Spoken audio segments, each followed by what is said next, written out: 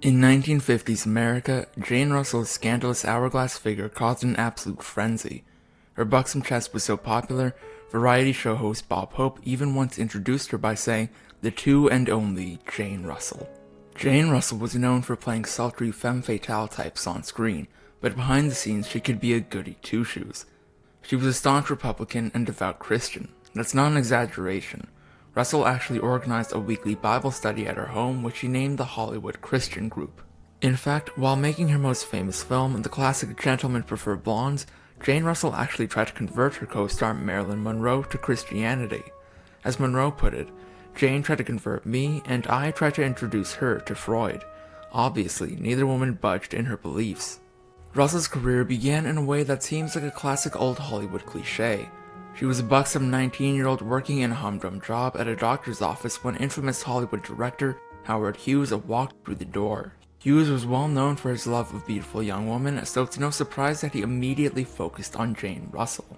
Hughes insisted that he could make Russell a star, and before long, she had signed a 7-year contract with him. First up was The Outlaw, a western about infamous outlaw Billy the Kid, where she played his love interest. For her debut, she was paid the princely sum of $50 per week. It would be the movie that would put her on the map, but for all the wrong reasons.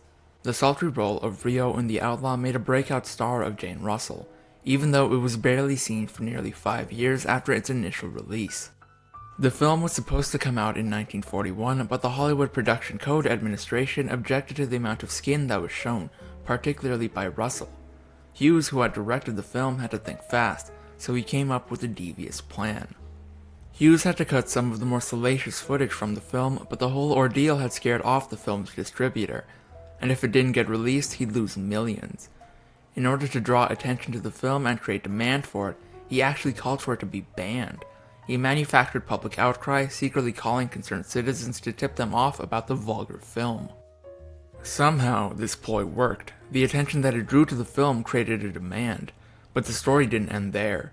Upon its release, the production code once again pulled it. It was such a grueling process. Russell later said she felt as if she spent the first half of the 1940s doing nothing but promoting her debut film. The film was finally fully released in 1946, and it was a hit. The controversy over The Outlaw had made a star of Russell, and its success just cemented her place in Hollywood. That didn't mean Russell had made it, though.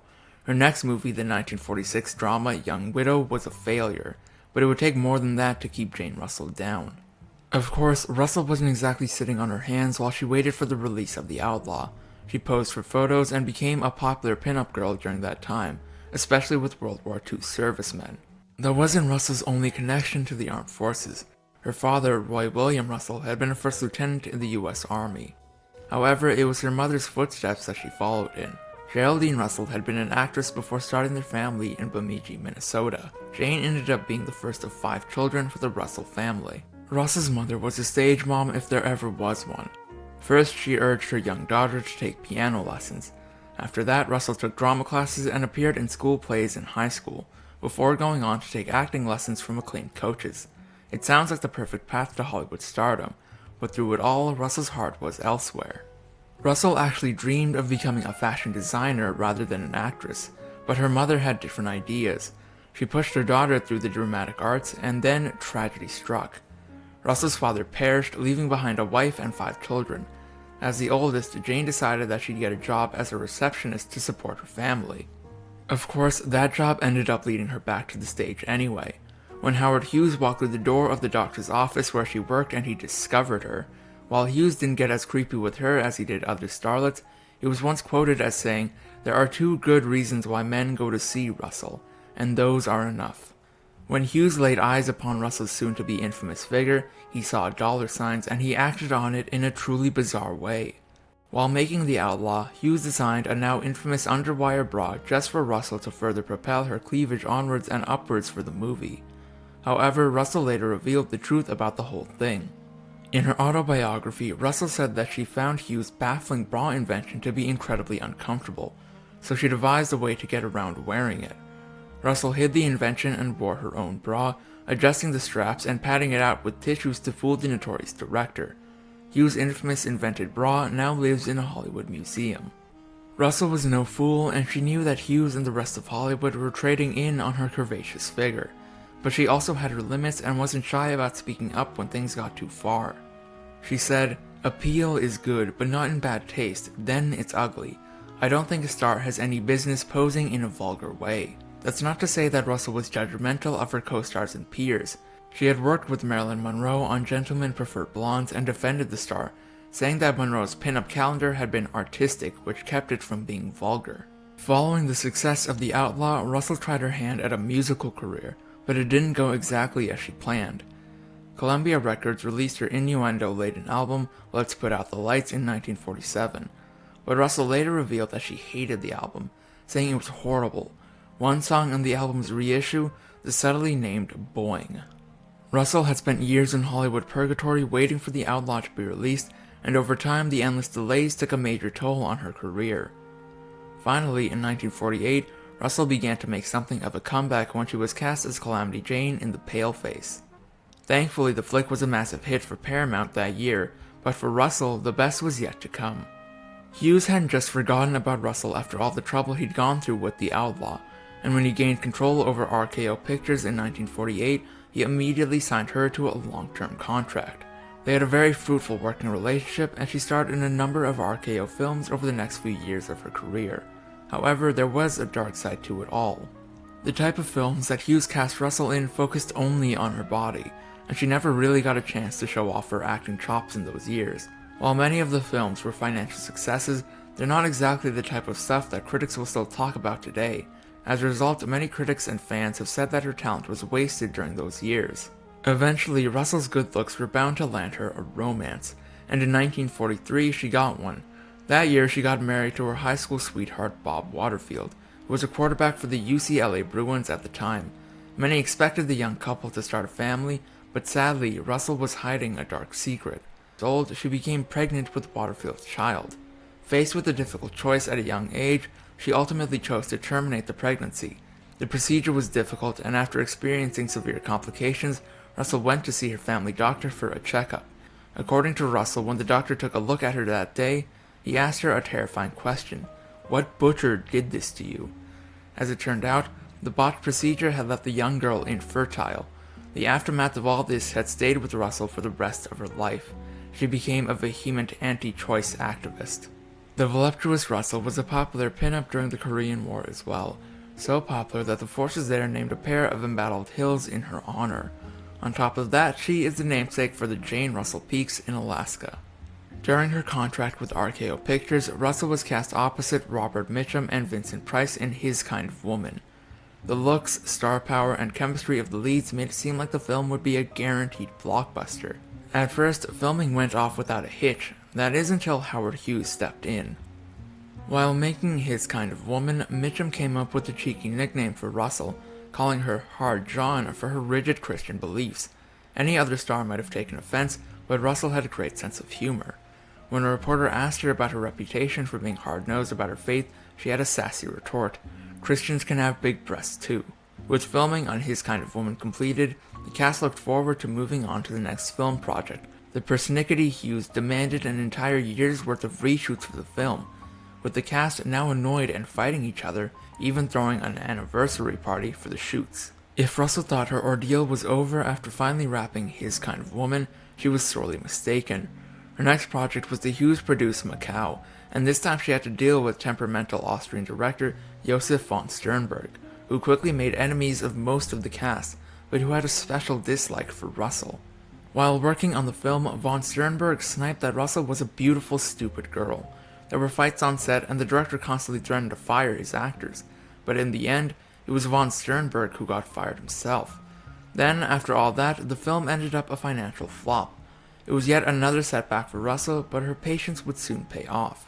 Gentlemen Prefer Blondes was just around the corner and cemented Russell's status as Hollywood royalty.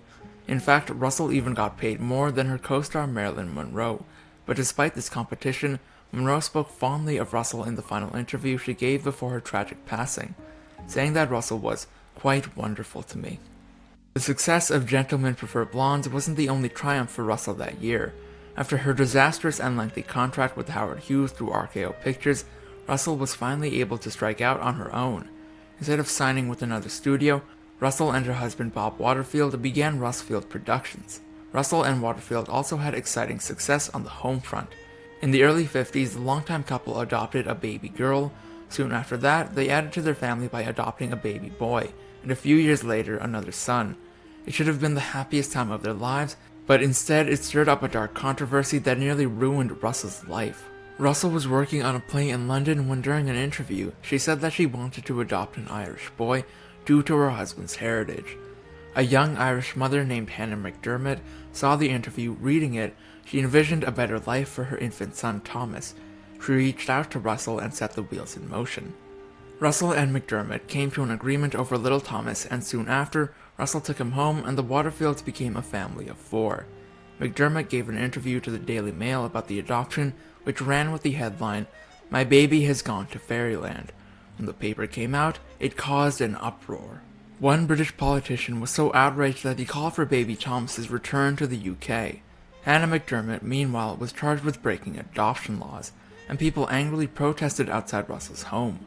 Although Russell hired a lawyer for McDermott and got her free and clear, the damage was already done. Russell had immediately connected to the young boy for a heartbreaking reason.